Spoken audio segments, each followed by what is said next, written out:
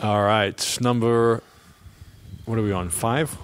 Yeah. Kids These Days. This is written by Danny Mee. Let me read the lyric quickly to remember what I was thinking about. I know that musically I was listening to a lot of Ethiopian music at the time, and that influenced me. I didn't realize till later, but that the beginning of the riff is an Ethiopian pentatonic scale, just going up the scale. I remember when you had this demo in your bedroom, you know, and could hear it from the other side of the building practically, and I just heard this riff going round and round, and it's very powerful scale, you know, and then to put it in sort of a rock context was kind of fun to see how that developed. I think it was funny because I didn't realize it was that Ethiopian scale when I was writing it. Because of the context, you know, because I always heard that scale played gently on a saxophone or something like that, and it was played very kind of musically and gently. And then that's right. I was listening to Ethiopian music and a lot of Trent Reznor, so now I can see what was influencing this song. This was your first ever song released, right?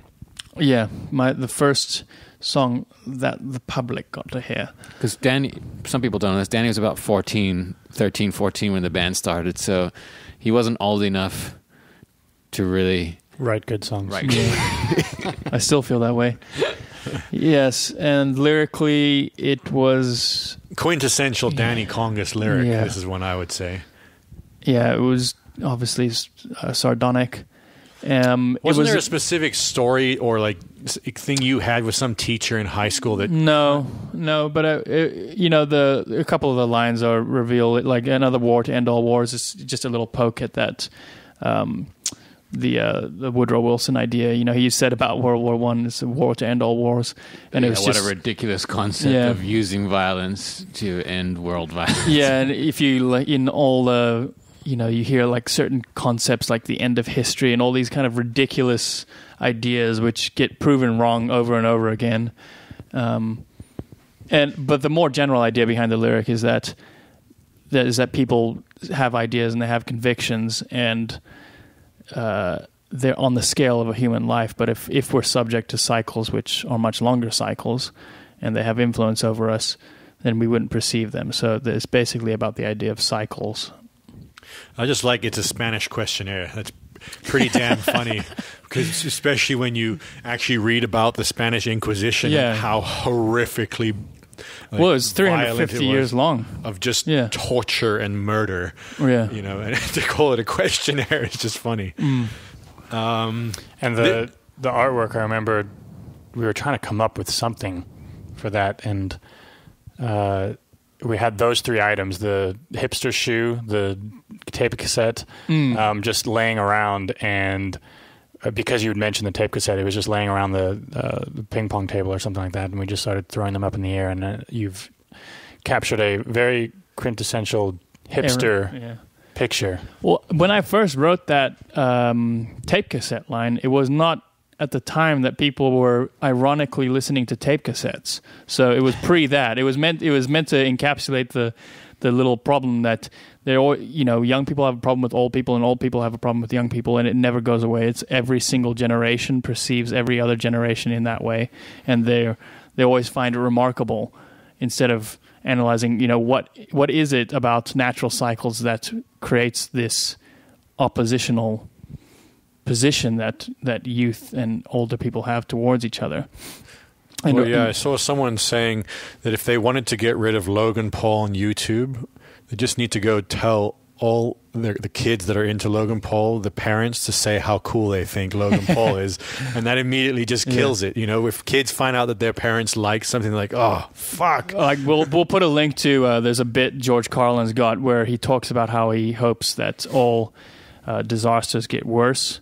And then it goes into this super psychedelic thing where eventually the universe collapses in on itself, and all of these Uncle Daves fall back into existence, and a new universe is created with all Uncle Daves, on all these planets around the universe, and all of them win the lottery every day. And my favorite line was, they understand the internet and their kids think they're cool. In this perfect universe that George Carlin, is sarcastically creating. And it's a brilliant, amazing bit that he did when he was 70-something. Yeah, it's crazy how he was so with it at such an old age, Yeah.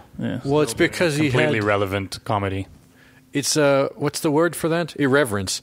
Like it never died. I think that's one of the big things that seems to die in people as they get older, is irreverence. And it's probably for practical reasons. You get beaten down by life, and you have to play the game and work for the system.